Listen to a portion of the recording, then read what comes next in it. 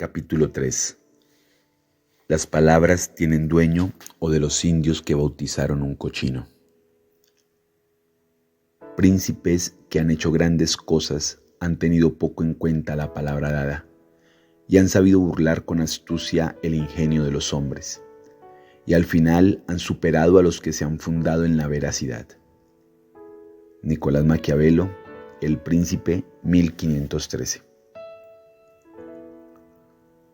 Cuenta el profesor Vladimir Acosta que en la Guajira venezolana se desempeñaba un cura salmantino bien entregado a su tarea evangelizadora en el Nuevo Mundo.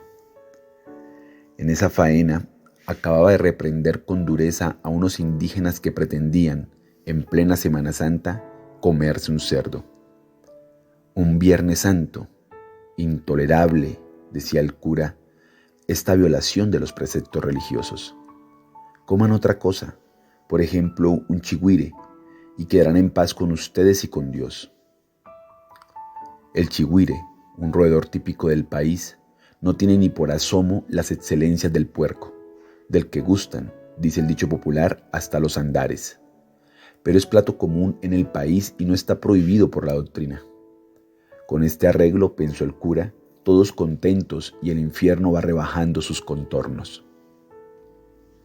Tras el regaño, continuó el cura con la catequesis y bautizó a los indios, pues aunque ya se había dispuesto que tenían alma, portaban aún nombres paganos que no gustaban a Dios.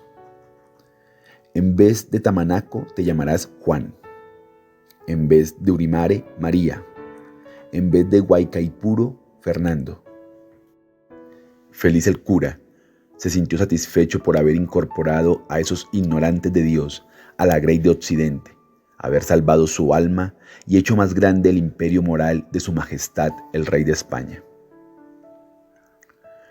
Terminada la ceremonia, se fue el cura a otros menesteres y los indios a los suyos. Pasado un rato, regresó el sacerdote y vio, con indignación, que los nuevos fieles estaban comiendo con no poco deleite el cochino asado. Ante los gritos del cura, uno de los indígenas le tranquilizó y cogiéndole del brazo le dijo quedamente: «No se preocupe, padre, que antes de comérnoslo lo hemos bautizado como chigüire y solo después hemos empezado a comérnoslo». Entre Dios y el bueno de Adán se repartieron, sin gran discusión, los nombres de las cosas. No avisaron a Eva, no fuera a tener pretensiones de dueña. Como nos recuerda el Génesis, con ese nombrar, las cosas pasaron a existir y a tener propietario. Quien bautiza, al fin y al cabo, manda. Decir a alguien bien es bendecirle, decirle mal, maldecirle. Los romanos tuvieron que llamar a los esclavos instrumenti vocali para argumentar su sometimiento, diferenciándolos de los bueyes y otros animales que eran tan solo instrumenti. Solo porque los conquistadores españoles negaron primero a los indios el alma y luego la entendieron como tabla rasa sobre la que escribir su dominio, pudieron alargar su opresión. Los nazis exterminaron a los judíos una vez que los habían bautizado como Unmenschen, no humanos. Mucho antes de que los muros de los campos de concentración fueran levantados, ya se había creado una arquitectura de palabras condenatorias que apelaban a lo irracional y hacían de los judíos un peligro incomprensible.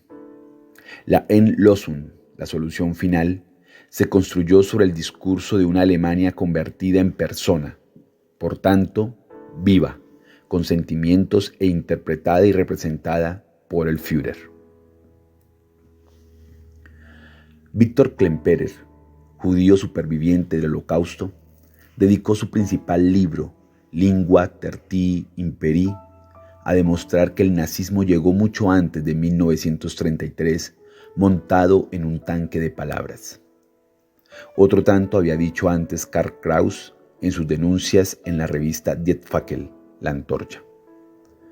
Durante su cautiverio, Klemperer sobrevivió en su juicio analizando el lenguaje del opresor, entendiendo cómo su veneno fue poco a poco penetrando por vías sentimentales, incluso entre los judíos. Se hicieron populares palabras que escondían hechos terribles, como expedición de castigo, o que enmascaraban la anulación del individuo, ceremonia de Estado. La propia expresión campo de concentración fue inicialmente un eufemismo. Pero el efecto terrible era la lluvia fina de un discurso irracional que terminaba calando hasta el último pliegue del pensamiento. No, el efecto más potente no lo conseguían ni los discursos, ni los artículos, ni las octavillas, ni los carteles, ni las banderas. No lo conseguía nada que se captase mediante el pensamiento o el sentimiento conscientes. El nazismo se introducía más bien en la carne y en la sangre de las masas a través de palabras aisladas, de expresiones, de formas sintácticas que imponían repitiéndolas millones de veces y que eran adoptadas de forma mecánica e inconsciente. Las palabras pueden actuar como dosis ínfimas de arsénico. Uno las traga sin darse cuenta, parecen no surtir efecto alguno, y al cabo de un tiempo se produce el efecto tóxico. Si alguien dice una y otra vez heroico y virtuoso en vez de fanático, creerá finalmente que, en efecto, un fanático es un héroe virtuoso y que sin fanatismo no se puede ser héroe. Una Alemania amenazada por unos animales salvajes, los judíos, que querían devorarla impulsados por su maldad esencial, genética, anclada en la noche de los tiempos. Palabras asesinas que construyeron los ladrillos de los hornos que cremaron a millones de seres humanos.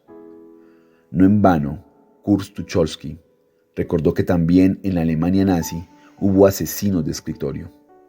La misma actitud de aquellos que construyeron las diferencias entre los Hutus y los Tutsis en Ruanda, los que esencializaron las diferencias en la antigua Yugoslavia, los neocon que diseñaron el genocidio de Irak, o los sionistas que hoy ven en cada palestino un terrorista. Franco había condenado ya a centenares de miles de españoles cuando dijo que eran la anti-España, cuando los señaló como el principal enemigo de la patria mezclados entre los buenos españoles. Centenares de miles fusilados con anticipación cuando fueron acusados, con la sanción de la Iglesia Católica, de masones, ateos, bolcheviques, herederos de los moros contra los que peleó más de 1200 años antes, don Pelayo. En consecuencia, fueron miles los maestros republicanos asesinados. Transmitían palabras que ponían en duda la España eterna. Un lema logró aumentar las bases de un gran negocio en la posguerra española. Los rojos no usaban sombrero.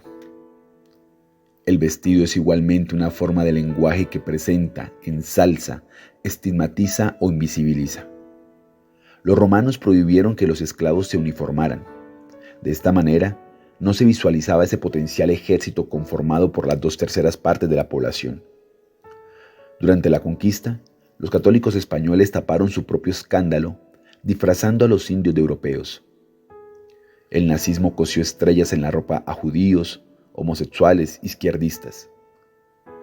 En las escuelas europeas, un velo se convierte en una amenaza, pero no así otros símbolos no menos susceptibles de ser señalados también como una imposición.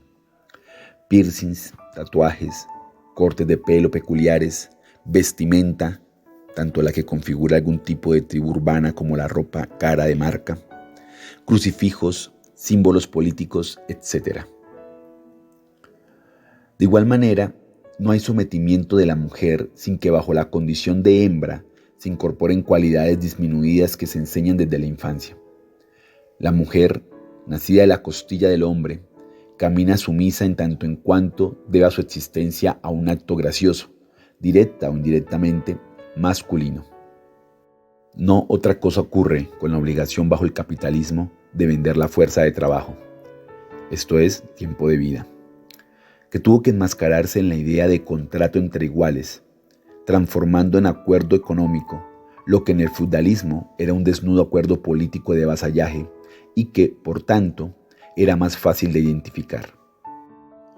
En el siglo XXI, el ejército norteamericano, o cada uno de sus aliados, asesina a personas con sentimientos, proyectos, deseos, familias y amistades solo tras rebajarlos a la condición abstracta de terroristas.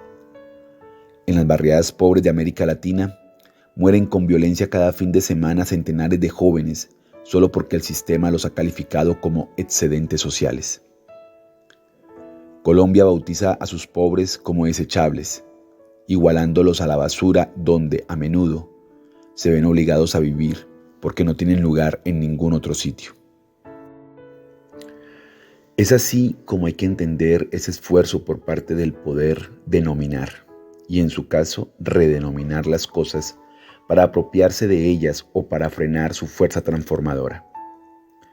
No otra cosa hacía el bufón shakespeariano, quien expresaba delante de la corte al monarca el malestar convirtiéndolo en una caricaturización deforme, de tal manera que lo desactivaba en su potencial transformador. Muchas sátiras televisivas, supuestamente críticas, son principales servidores del poder por esa desdramatización bufonesca.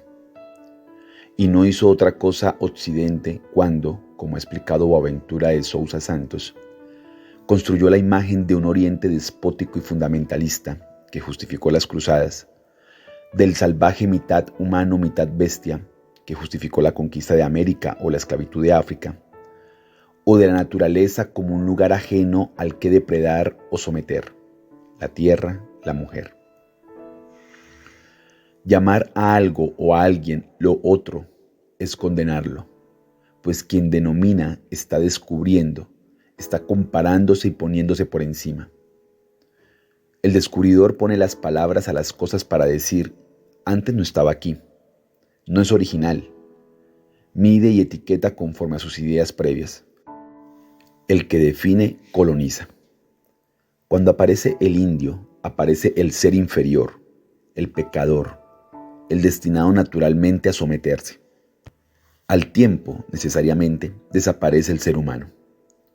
Nombrar a los indios o a los negros como inferiores no era sino un artificio que permitía cohonestar la brutalidad de la explotación con el seguimiento recto de la doctrina eclesiástica. Francisco de Vitoria, Francisco Suárez, Hugo Grocio, fueron construyendo la legitimidad del descubrimiento. Si te descubro, tienes que estarme agradecido. Si te conquisto, vas rumiando tu rencor y tu rabia. No hagas un drama con los nombres.